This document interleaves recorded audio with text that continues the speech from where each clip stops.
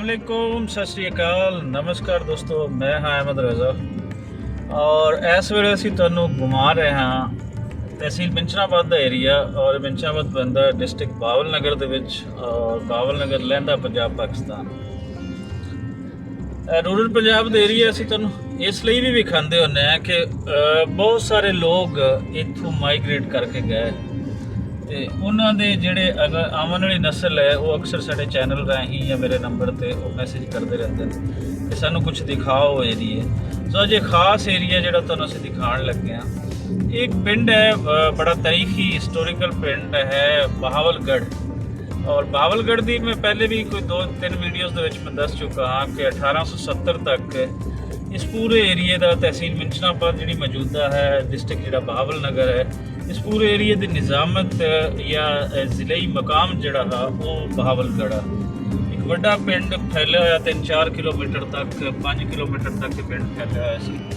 पिंड की एक शहर सी पूरा पिंड ते अज उस इत्थों बहुत ज़्यादा लोगों का निकाल होता है आसे पासे के लोगों के। और पार्टीशन तो पहले ही ये उजड़ चुके सी, रही सही कसर 47 के वे पूरी हो गई तो 47 तो बाद इस पिंड का जोड़ा है जिक्र तुहानूं खाल खाल मिलता है। इत्थों की एक मशहूर मसीत भाई गम वाली मसीत को 200 साल पुरानी है, यकीनन वो भी तुहानूं दिखावांगे। जिस टाइम असी जा रहे हैं ये बहावलगढ़ तो एक अंदर का जोड़ा रस्ता है सैद अली का, उस रस्ते ते असी जा रहे हैं। पुराना ये बिल्कुल बेआबान होंदा हा, इत्थों डंडियां पग डंडियां जिन्हों बोलिया जाता है वो कुछ होंदियां सन, लोग इत्थों निकलते सन और अगे इन्होंने जाना फिर सैद अली जाना, सैद अली तो अगे अड्डा फीडर आता और अड्डा फीडर बहावल नगर तो बिंचनाबाद जी एक रोड निकलती है उन्होंने लिंक करता है। ਅਸੀਂ ਇਸ ਟਾਈਮ ਜਿੱਥੇ ਜਾ ਰਹੇ ਹਾਂ ਸਾਡੇ ਲੈਫਟ ਸਾਈਡ ਤੇ ਜਿਹੜਾ ਮੌਜ਼ਾ ਹੈ ਉਹ ਹੈ ਦਿਆਲ ਸਿੰਘ। ਦਿਆਲ ਸਿੰਘ ਦੇ ਕੁਝ ਇਸ ਟਾਈਮ ਪਿੰਡ ਅਜੇ ਕਾਇਮ ਹੈ ਲੇਕਿਨ ਉਜੜ ਚੁੱਕਿਆ ਹੈ, ਮੋਸਟਲੀ ਲੋਕ ਇੱਥੋਂ ਚਲੇ ਗਏ। ਦਿਆਲ ਸਿੰਘ ਜਿਵੇਂ ਨਾਮ ਤੋਂ ਤੁਹਾਨੂੰ ਪਤਾ ਚੱਲ ਰਿਹਾ ਹੈ ਕਿ ਦਿਆਲ ਸਿੰਘ ਨਾਮੀ ਸ਼ਖਸ ਨੇ ਇਹ ਪਿੰਡ ਵਸਾਇਆ ਔਰ ਉਹਦੀ ਅੱਗੇ ਇੱਕ ਤੀਸਰੀ ਜਾਂ ਚੌਥੀ ਨਸਲ ਇੱਥੇ ਆਬਾਦ ਸੀ ਜਿਸ ਟਾਈਮ ਪਾਰਟੀਸ਼ਨ ਹੁੰਦੀ ਹੈ। ਤੇ ਉਸ ਤੋਂ ਬਾਅਦ ਫਿਰ ਮੈਂ ਅਕਸਰ ਜਿਹੜੇ ਸੋਸ਼ਲ ਮੀਡੀਆ ਦੇ ਗਰੁੱਪ ਨੇ ਮੈਂ ਉਹਨਾਂ ਵਿੱਚ ਵੀ ਪੁੱਛਦਾ ਰਹਿਣਾ ਹਾਂ ਕਿ ਉਸ ਨਸਲ ਦੇ ਵਿੱਚੋਂ ਅਗਰ ਕੋਈ ਦੋਸਤ ਦਿਆਲ ਸਿੰਘ ਦਾ ਜਿਹੜਾ ਸੈਦ ਅਲੀ ਦੇ ਕਰੀਬ ਹੈ ਉਸ ਨਸਲ ਦੇ ਵਿੱਚੋਂ ਹੈ ਤਾਂ ਸਾਡੇ ਨਾਲ ਰਾਬਤਾ ਲਾਜ਼ਮੀ ਕਰੇ।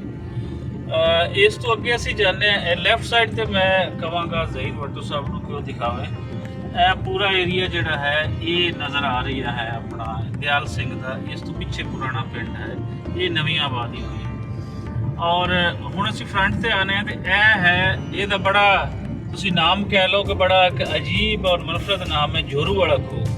हुण जोरू ਦੀ ਮੈਨੂੰ अज तक मैं जानने की कोशिश की कि मैंने पता चले कि हिस्टरी है, सो जोरू का मैंने नहीं पता चल सका।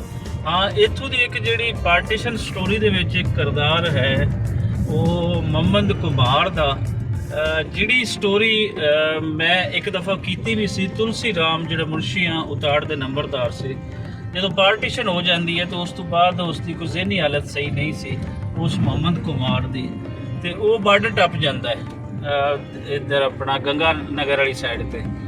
ਉੱਥੇ ਉਸ ਨੂੰ ਤੁਲਸੀ ਰਾਮ ਦੇਖਦਾ ਹੈ, ਉਹ ਰੇਂਜਰ ਦੀ ਹਿਰਾਸਤ ਵਿੱਚ ਹੁੰਦਾ ਹੈ ਤੇ ਉਹ ਫੜਿਆ ਜਾਂਦਾ ਹੈ। ਉਹਨੂੰ ਦੱਸਦੇ ਨੇ ਕਿ ਤੂੰ ਇਹਨੂੰ ਕਿੱਥੇ ਤੁਸੀਂ ਲੈ ਕੇ ਫਿਰ ਰਹੇ ਹੋ, ਇਹ ਤਾਂ ਮੇਰੇ ਪਿੰਡ ਦਾ ਉੱਥੋਂ ਦਾ ਇੱਕ ਮਿਆਰ ਸੀ ਤੇ ਤੁਸੀਂ ਇਹਨੂੰ ਗਲਤ ਫੜ ਕੇ ਫਿਰਦੇ ਹੋ, ਤੁਸੀਂ ਜਾਸੂਸੀ ਦੇ ਚੱਕਰ ਦੇ ਵਿੱਚ। ਸੋ ਉੱਥੋਂ ਇੱਕ ਜਿਹੜਾ ਉਹਨੇ ਇਸ ਸਾਈਡ ਦਾ ਮੀਆਂ ਅਸਗਰ ਰਾਈ ਇੱਕ ਮਸ਼ਹੂਰ ਨੰਬਰਦਾਰ ਰਿਹਾ, ਬਹੁਤ ਵੱਡਾ ਜ਼ਿਮੀਂਦਾਰ ਸੀ, ਉਹਦੀ ਉਹ ਜ਼ਮਾਨਤ ਦਿਲਵਾਉਂਦਾ ਹੈ, ਆਪਣੀ ਜ਼ਮਾਨਤ ਦਿੰਦਾ ਹੈ ਔਰ ਉਸ ਨੂੰ ਫਿਰ ਭਿਜਵਾਉਂਦਾ ਹੈ। ਉਹ ਬੰਦਾ ਜੋਰੂ ਵਾਲੇ ਖੂਹ ਦਾ ਸੀ।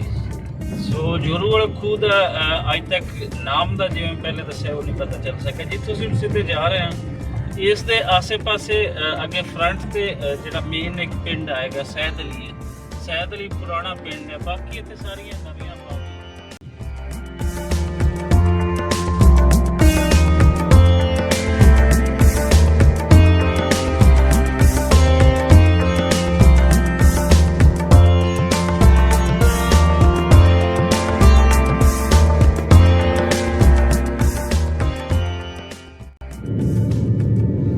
जी दोस्तों सामने साढ़े आ गया है पिंड सैद अली।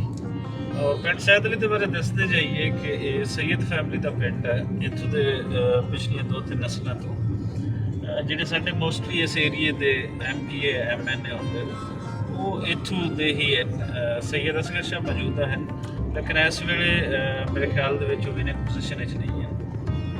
ਇਲੈਕਸ਼ਨ ਜਿਹਨਾਂ ਨੇ ਵਿਨ ਕੀਤਾ ਉਹ ਵੀ ਖਾਦਮ ਸਿੰਘ ਨੇ ਕੀਤਾ, ਲੇਕਿਨ ਜਿਹੜੇ ਸੈਯਦ ਅਸਗਰ ਸ਼ਾਹ ਉਹਦਾ ਪਿੰਡ ਹੈ ਉਹ ਇਹ ਹੈ। ਔਰ ਸਾਡੇ ਸਾਹਮਣੇ ਤੁਹਾਨੂੰ ਪੁਰਾਣੀ ਬਿਲਡਿੰਗਸ ਨਜ਼ਰ ਆ ਰਹੀਆਂ ਹੋਣਗੀਆਂ ਪਾਰਟੀਸ਼ਨ ਤੋਂ ਪਹਿਲੇ ਦੀਆਂ, ਇਹ ਉਸ ਫੈਮਿਲੀ ਦੀਆਂ ਹਨ। ਸੈਦ ਅਲੀ ਦੇ ਵਿੱਚ ਇਸ ਤੋਂ ਇਲਾਵਾ ਜਿਹੜੇ ਆਮ ਲੋਕ ਹਨ ਉਹ ਵੀ ਇੱਥੇ ਕਾਫੀ ਜ਼ਿਆਦਾ ਆਬਾਦੀ ਇੱਥੇ ਹੈ ਔਰ ਕਾਫੀ ਜ਼ਿਆਦਾ ਲੋਕ ਆਬਾਦ ਹੈ। ਔਰ ਇੱਥੇ ਹਸਪੀਟਲ ਵੀ ਹੈ ਖੂਬਸੂਰਤ, ਸਾਡੀ ਲੈਫਟ ਸਾਈਡ 'ਤੇ ਅਸੀਂ ਜੋ ਦੇਖ ਰਹੇ ਹਾਂ ਬੁਨਿਆਦੀ ਮਰਕਜ਼ ਸੈਯਦ ਸੈਦ ਅਲੀ, ਇੱਥੇ ਕੋਈ ਲੋਕਾਂ ਦਾ ਇਲਾਜ ਵਗੈਰਾ ਵੀ ਹੁੰਦਾ ਹੈ।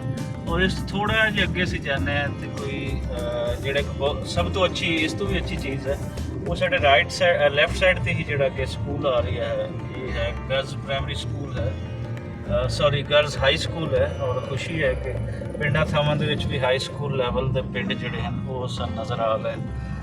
ਇਸੇ ਤਰੀਕੇ ਇੱਥੇ ਬੱਚਿਆਂ ਦਾ ਵੀ ਸਕੂਲ ਹੈ, ਮੁੰਡਿਆਂ ਦਾ। ਅਤੇ ਬਾਕੀ ਇਹ ਹੈ ਕਿ ਇਸ ਦੇ ਸਾਰੀਆਂ ਸਹੂਲਤਾਂ ਚੁੱਕੇ ਇੱਥੋਂ ਦੇ ਜਿਹੜੇ ਪਿਛਲੇ MNA ਵੀ ਰਹਿ ਚੁੱਕੇ ਨੇ ਉਹਨਾਂ ਦੇ ਨਾਲ ਪਿੰਡ ਜੁੜਿਆ ਹੈ।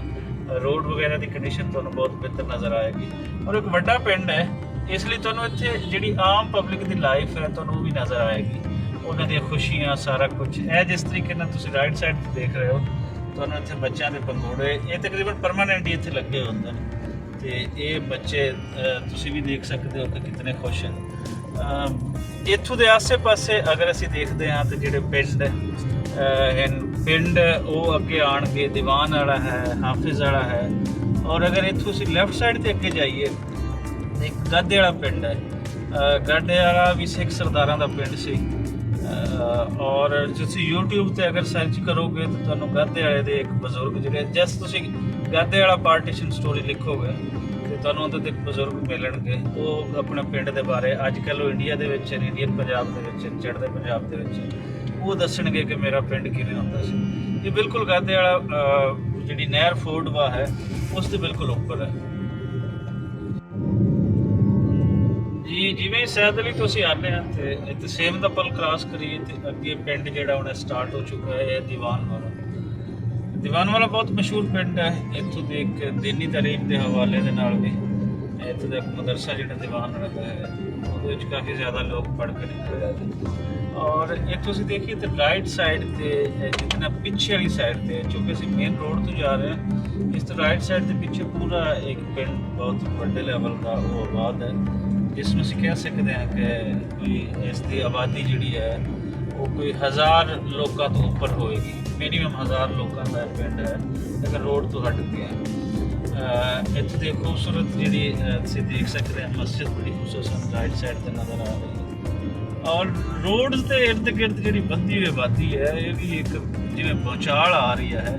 ਪਹਿਲੇ ਸਾਰਾ ਏਰੀਆ ਇੱਥੇ ਆਸੇ-ਪਾਸੇ ਬੜੇ ਖੂਬਸੂਰਤ ਬਾਗ ਹੁੰਦੇ ਸਨ, ਅਮਰੂਦ ਦੇ ਬਾਗ ਦੋਨੋਂ ਸਾਈਡਾਂ 'ਤੇ। ਔਰ ਇੱਥੇ ਜਦੋਂ ਆਉਂਦੇ ਸਨ ਤਾਂ ਇੱਥੋਂ ਲੰਘਣਾ ਹੀ ਦਿਲ ਕਰਦਾ ਸੀ, ਬਾਗਾਂ ਦੇ ਨਾਲੇ ਭਰਿਆ ਹੋਇਆ ਏਰੀਆ ਆਉਂਦਾ ਸੀ, ਲੇਕਿਨ ਉਹਨਾਂ ਬਾਗਾਂ ਨੂੰ ਇਹ ਖਾ ਗਈਆਂ ਦੁਕਾਨਾਂ, ਆਬਾਦੀਆਂ ਖਾ ਗਈਆਂ।